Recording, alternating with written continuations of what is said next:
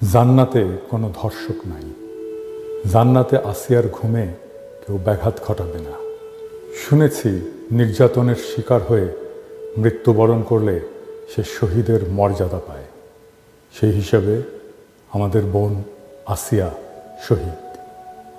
আর কুরআনে আল্লাহ তাআলা বলেছেন, শহীদকে তোমরা মৃত বলো না। আসিয়া মারা যায়নি, দুনিয়ার জাহান্নাম থেকে মুক্তি পেয়ে আল্লাহর জান্নাতে চলে গেছে। মহান আল্লাহ তাআলা তাকে ভালো রাখুক। আর যারা এই দুনিয়াটা ওর জন্য জাহান্নাম বানিয়ে দিয়েছিল, তাদের দুনিয়াকে আর আখিরাত দুটাই যেন জাহান্নাম হয়ে যায়। আমরা তো আল্লাহরই, আর নিশ্চিতভাবে আমরা তারই দিকে ফিরে যাব।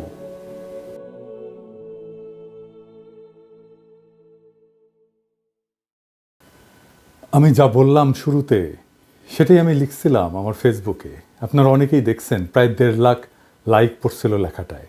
আপনারা হৃদয় দিয়ে, অন্তর দিয়ে আসিয়ার জন্য দেশবাসীর কান্নাকে ধারণ করেছিলেন। কিন্তু ফেসবুক এটাকে বলে কমিউনিটি স্ট্যান্ডার্ড ভায়োলেশন। ফেসবুক আমার পোস্ট রিমুভ করে দেয়, আমাকে 1 মাসের জন্য ব্যান করে দেয় এই লেখাটার জন্যে। কারণ আমি নাকি ফেসবুকের কমিউনিটি স্ট্যান্ডার্ড ভায়োলেট করেছি। আমি আপিল করেছিলাম, কিন্তু সেই আপিলেও আমার আপিল প্রত্যাখ্যাত হয়েছে, আমার ফেসবুকের পোস্ট রেস্টোর করা হয়নি। আমি একটা প্রশ্ন রাখতে চাই, ফেসবুকের কমিউনিটির বাইরে কি আমরা? একজন মুসলমানের আরতি কি সেই প্ল্যাটফর্মে জায়গা পাবে না? ফেসবুক জালেমের প্ল্যাটফর্ম হয়ে উঠেছে, ফেসবুক বর্ণবাদীর প্ল্যাটফর্ম হয়ে উঠেছে। এই ফেসবুকে আসিয়ার অভিশাপ লাগুক।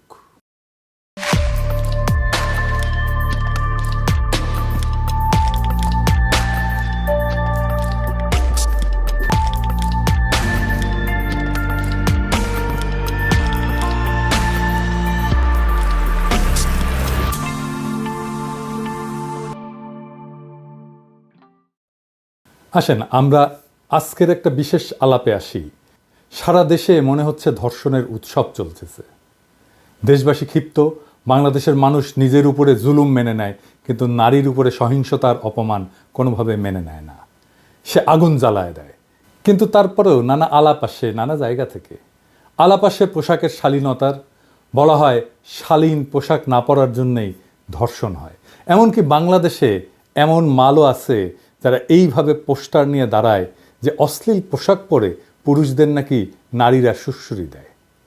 তাই সেইটা তাদের অপরাধ। এডিটর সাহেব, পিছে পোস্টারটা দেখান, এটা হাসিনার আমলে। হাসিনা আমাদের গণতান্ত্রিক অধিকার, ভোটের অধিকার না দিলেও এইসব ফাইজলামির অধিকার ঠিকই দিছিল। এই যে ভাল শুন, তুই যে চর্বি জমাছু, এটা দেখে কত রংধনুর সুরসুরি লাগে তুই জানিস? তোর তো শাস্তি হওয়া উচিত সুরসুরি দেওয়ার জন্যে। তোর তো জেলেত ভরা দরকার। জেলেত গেছু জিন্দগি, হ্যাঁ রে বালশুন, তোর তো দিনে ভ্যাস্তা সার্ভিস দেওয়া লাগবি, দিনে 40 বার। এবার আসেন দেখি ধর্ষণের দায়টা আসলে কার। ধর্ষণের জন্য নারীর পোশাক দায়ী কি না, এই নিয়ে বিতর্ক বহুদিনের। ইসলামে ধর্ষণের জন্য দায়ী একমাত্র ধর্ষক।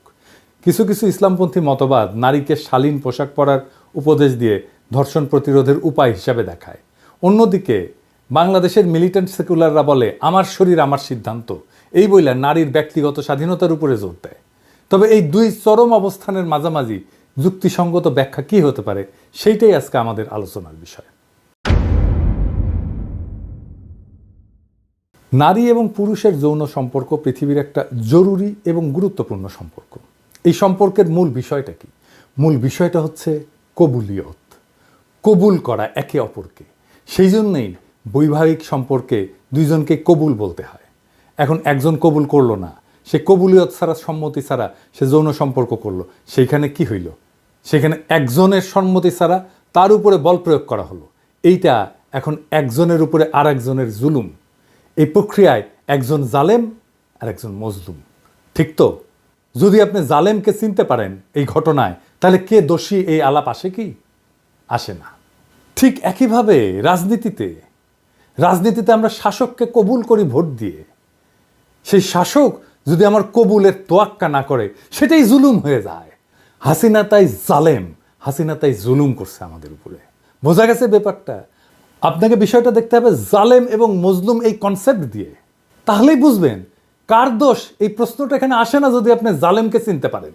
তো এই সামাজিক বিতর্কে ইসলামের নানা বিধানের প্রশ্ন আসছে, নানা বিজ্ঞ আলেম নানা মত দিতেছেন। আমার ফেসবুকে এসে অনেকে বলতেছে আপনি কেন এটা নিয়ে কথা বলেন না। আমি ইউজুয়ালি এই ধরনের বিষয় নিয়ে কথা বলি না, আপনারা জানেন আমি ধর্মীয় বিষয় নিয়ে কথা বলি না। আমার গুরুজন গৌতম দাস বলতেন যে কখনো কোনো ধর্মের কোনো বিষয় নিয়ে ব্যাখ্যা দিবেন না, কারণ আপনার ব্যাখ্যার পাল্টা একটা ব্যাখ্যা থাকবেই। এইভাবে নানা ফেরকা তৈরি হয়। কথা সত্য, আবার এটাও সত্য যে সমাজে যদি একটা বিতর্ক তৈরি হয়, সেইখানে সমাজের একজন বিবেকবান মানুষ হিসেবে সেখানে কিন্তু কিছু বলার থাকে, কিছু মতামত থাকে। তো আমি আমার হাসপাতালের টাইমে পবিত্র কোরআন আর হাদিস থেকে পড়লাম এই সমস্ত বিষয়গুলো নিয়ে। পড়ে যা যা পাইছি, আমার যা যা উপলব্ধি হয়েছে তা আপনাদের সামনে পেশ করতেছি। আমি বলতেছি না যে আমার ব্যাখ্যা গ্রহণ করতে হবে, তবে আমি যা বুঝছি এটা সবার সাথে শেয়ার করলে তো কোনো ক্ষতি নেই। অনেকে কইতে পারেন আপনি ইসলাম ধর্মের বিষয় নিয়ে কথা বলেন কেন?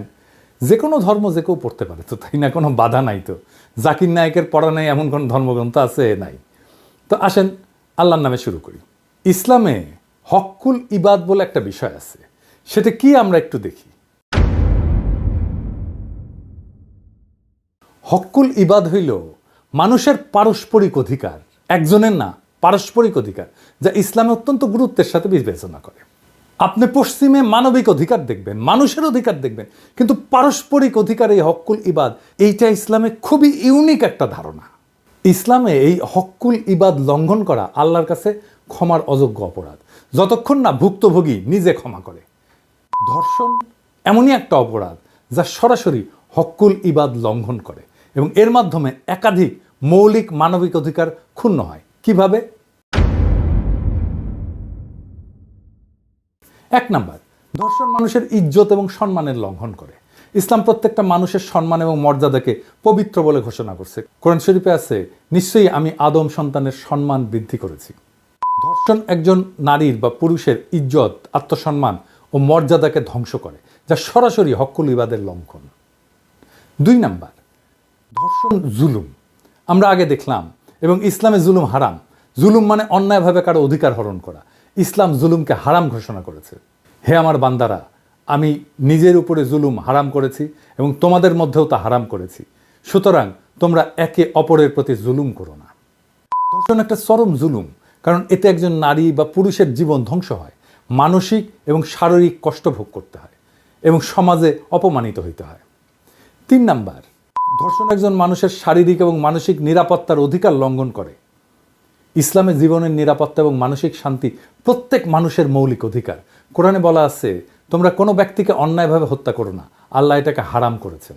যদিও ধর্ষণ সরাসরি হত্যা নয়, তবে এটা একজন মানুষের জীবনের মান সম্মান ধ্বংস করে দেয়, মানসিকভাবে তাকে হত্যা করে। চার নাম্বার, ধর্ষণ নারীর মালিকানার অধিকার লঙ্ঘন করে। ইসলামের প্রতিটি মানুষের নিজের শরীরের উপরে অধিকার আছে। পবিত্র কোরআনে বলা আছে, তোমরা ব্যভিচারের কাছে যেও না, নিশ্চয়ই এটি অশ্লীল কাজ এবং অত্যন্ত নিকৃষ্ট পথ।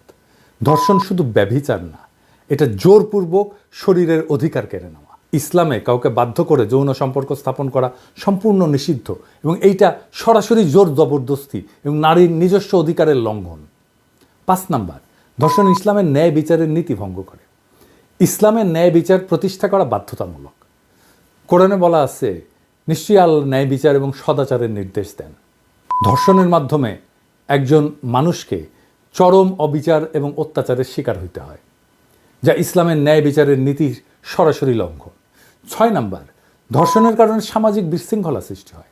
ইসলামে সমাজের শান্তি এবং নিরাপত্তা বজায় রাখা অপরিহার্য। কোরআন শরীফে বলা আছে, সাবধান, ফিতনার মানে বিশৃঙ্খলার শাস্তি শুধু সীমা লঙ্ঘনকারীদের উপরেই আসবে না, বরং তা সবার উপরে পড়বে। তার মানে সামাজিক বিশৃঙ্খলার যে দায়, সেটা সবাইকে নিতে হয়, একা কাউকে নিতে হয় না। ধর্ষণ শুধু ব্যক্তিগত অপরাধ থাকে না, তখন এটা সমাজের মধ্যে বিশৃঙ্খলা তৈরি করে, নারীদের নিরাপত্তাহীনতা বাড়ায় এবং সামাজিক ভারসাম্য নষ্ট করে। সাত নাম্বার, ধর্ষিতার প্রতি অবিচার এবং অপমান করা হক্কুল ইবাদের লঙ্ঘনের চরম দৃষ্টান্ত একটা। নবী করিম পিস বি আপন হিম ধর্ষণের শিকার নারীর প্রতি সমর্থন জানায় বলছিলেন, ধর্ষণের শিকার নারী কোনোভাবেই অপরাধী নয়, বরং সে নির্দোষ এবং অপরাধীকে কঠিন শাস্তি দেওয়া হবে। ইসলামে ধর্ষিতা নারীকে কখনোই দোষারোপ করা হয় না, বরং তাকে বিচারে এবং মানসিক সহায়তা দেওয়াই প্রকৃত ইসলামী বিধান। তবে কিছু ইসলামপন্থী গোষ্ঠী মনে করে নারীর পোশাক ধর্ষণ প্রতিরোধে ভূমিকা রাখে। তাদের যুক্তি, পোশাক উস্কানি সৃষ্টি করতে পারে। শালীন পোশাক সমাজে ধর্ষণের হার কমাতে পারে। ইসলামে শালীন পোশাককে নির্দেশ করা হয়েছে অবশ্যই, কিন্তু বাস্তবতা কি বলে? বাস্তবতা বলে যে শিশুরাও তো ধর্ষণের শিকার হয়, অথচ তারা উত্তেজক পোশাক পরে না। বোরখা হিজাব পরিহিত নারীরাও তো ধর্ষিতা হয়, পশুরাও তো ধর্ষণের শিকার হয়, তারা তো পোশাকই পরে না। তাহলে ধর্ষণের মূল কারণ লুকায় আছে পোশাকে না, বরং অপরাধীর বিকৃত মানসিকতায়, সমাজের আইনি দুর্বলতায় এবং ক্ষমতার অপব্যবহারে। আবার উল্টা দিকে মিলিট্যান্ট সেকুলাররা মনে করে যে প্রত্যেকটা মানুষের শরীরের উপরে তার নিজস্ব অধিকার আছে, নারী যা ইচ্ছা তাই পড়তে পারবে বা করতে পারবে। রাষ্ট্র বা সমাজের হস্তক্ষেপ এখানে অগ্রহণযোগ্য।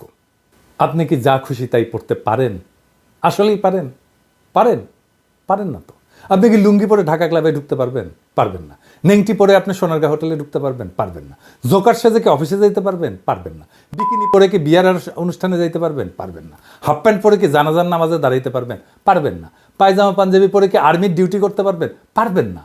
তো আপনি তো যা খুশি তাই পড়তে পারেন না, এখনই পারেন না। আপনি একটা পোশাক পরবেন বুঝলাম, কিন্তু ওই পোশাক তো দেখবে হাজার হাজার মানুষ।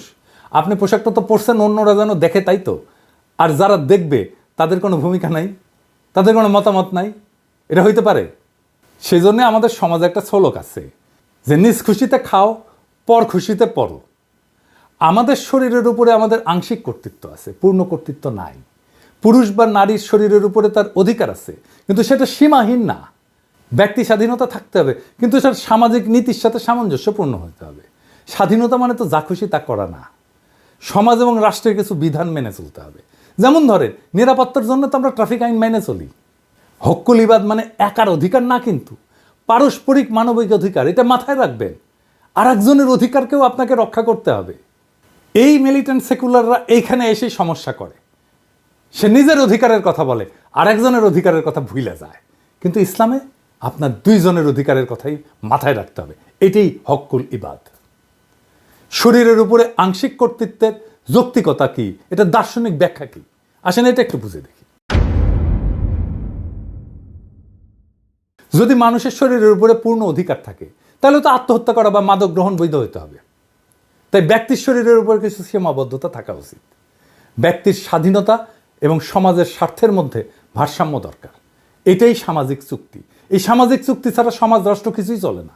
তাই রাষ্ট্র কিছু বিধি তৈরি করতে পারে, সমাজও কিছু বিধি তৈরি করতে পারে। সমাজের বিধিটা আসে ধর্ম থেকে। অনেকে ধর্ষণের কঠোর শাস্তির কথা বলছেন, আসেন এই প্রসঙ্গে একটু আলাপ করে নিই। কেবল কঠোর শাস্তি কোনো অপরাধ কমায় না। অপরাধ বিজ্ঞানের গবেষণায় দেখা গেছে যে শাস্তির নিশ্চয়তা, অর্থাৎ অপরাধী ধরা পড়বে এবং শাস্তি পাবে এই সম্ভাবনা যদি থাকে, সেটা অপরাধ প্রতিরোধে শাস্তির কঠোরতার চাইতে বেশি কার্যকর। 2001 সালে পল জেন্ড্রা উনি একটা গবেষণা করছিলেন। অনেকগুলো গবেষণা মিলে 50টা গবেষণাকে মিলে একসাথে উনি দেখছিলেন যে কি পাওয়া গেছে। এটাকে মেটা অ্যানালাইসিস বলে আর কি। তো এখানে প্রায় 3.5 লক্ষ অপরাধীর তথ্য বিশ্লেষণ করা হয়েছিল। গবেষণায় দেখা গেছে যে দীর্ঘ কারাদণ্ড অপরাধের পুনরাবৃত্তি কমায় না। বেশি দিন জেলে থাকলে সে তার অপরাধ প্রবণতা কমে না, বরং কিছু ক্ষেত্রে এর ফলে অপরাধী আরও বেশি পুনরায় অপরাধে জড়ায় পড়ে। এছাড়া মৃত্যুদণ্ডের কার্যকারিতা নিয়েও গবেষণাগুলো স্পষ্ট না। পৃথিবীর অনেক দেশে মৃত্যুদণ্ড আছে, অনেক দেশে আবার নাই।